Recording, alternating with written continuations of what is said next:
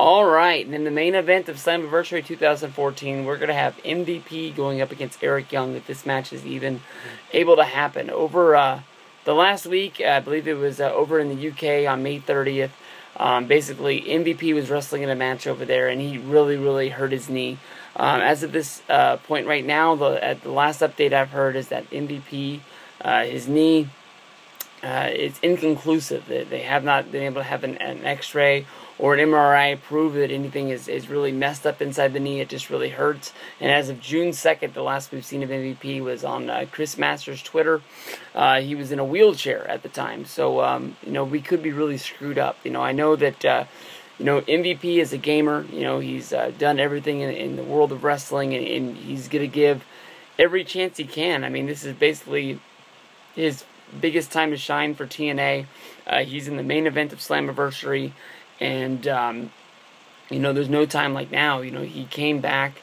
He didn't get the WWE return that I think a lot of people were really looking for. But after his, tour of Japan, which you can say it was really successful. At the time he left WWE to go to Japan, his career was sort of on the downhill swing there. I think that at one point, WrestleMania 24, it looked like MVP was really going to be somebody. Of course, you can go back at the Mania before with him and Benoit. It looked like MVP was going to be a big part of the WWE for a good long time. And then, I don't know if it was just him moving to Raw, him, turning babyface. Just, it didn't really work out. You can sort of say the same thing with Mr. Kennedy.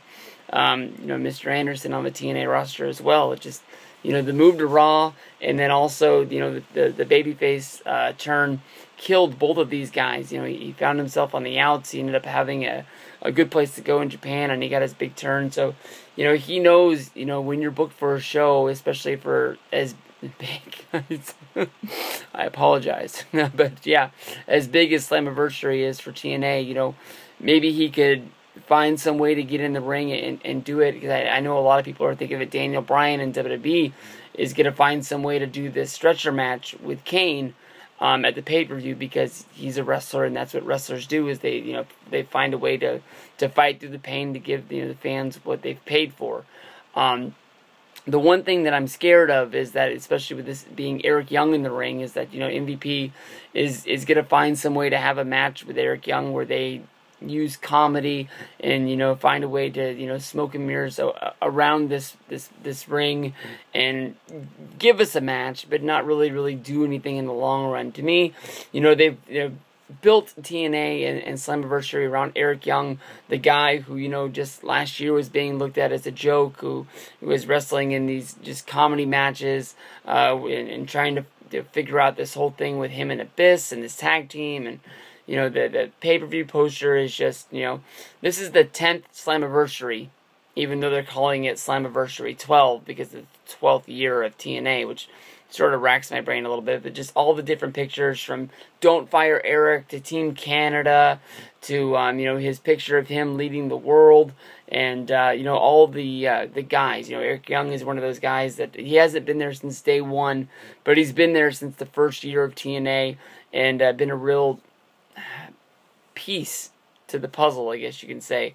I think that if they are going to substitute out Eric Young and Eric Young's opponent and maybe give him another guy in there. I know that Bobby Lashley is wrestling against I think it's Samoa Joe, and Kenny King is wrestling against Austin Aries. Austin Aries, a guy who I think is going to be leaving the company sooner than later if everything goes the way it seems that it's going on the internet. I don't know if maybe you'll cancel the Samoa Joe match with Bobby Lashley, move him up and put him into the driver's seat of the main event of the show, which seems like would be a big deal. He came in at Lockdown. He joined this, I don't know if it's a coalition or a leadership or what this is. I don't even think they've really put a name on MVP's group. I know that some people on the internet joke about it being the new Nation of Domination. But I don't know. There's a little part of me that think that MVP would win the championship from Eric Young, and that would be the plan. Eric Young would be looked at as a guy who was the champion. He had a good run, much like Chris Sabin did, where it's sort of like I don't know if he's going to be there for a long haul. I know a lot of people are saying that, basically, Eric Young became the champion. They wanted to build him up and play around his, reality show fame with this hunting and fishing show on the Animal Planet network, and sort of seemed like he's the biggest star they got. I know that, with TNA, a lot of the guys that they've given the World Heavyweight Championship to have, parted ways with the company, like Chris Sabin and AJ Styles, that moved on to the next thing down the road. I don't know if that's what happens, but it seems to me like, with MVP being the heel of the company, and the biggest storyline that's involved in this is MVP versus Dixie Carter. Even though they're both heels, they're both fighting for power, and if he already, got that leadership stake in the company, and he also became champion, you have Dixie throwing people at him, trying to find a way to do it. Maybe, I don't know, with the whole thing with Dixie and Bubba Ray. I haven't called him that in years. Bully Ray. Maybe then you could find, some way to turn Dixie. It doesn't really make a whole lot of sense, but maybe I'm really stretching here. But in this one, I'm picking MVP to get the win and go on from there. Eric Young was champion. I think Dave Meltzer said it best on the Wrestling Observer podcast.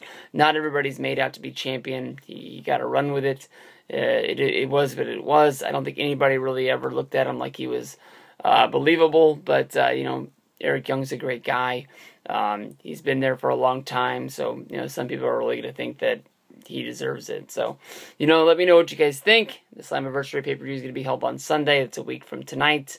Or by the time this gets uploaded, it's on Monday. You guys might see it a few days later or right before the show. So, this is the preview. Thank you, everybody, for checking it out. And we'll see you on down the road. Sunday night, we'll have the review up. I'm pretty sure I'm going to check this out. I'm not 100% sure, but it is what it is. And it's wrestling on a Sunday. Most people think you might find it on the network.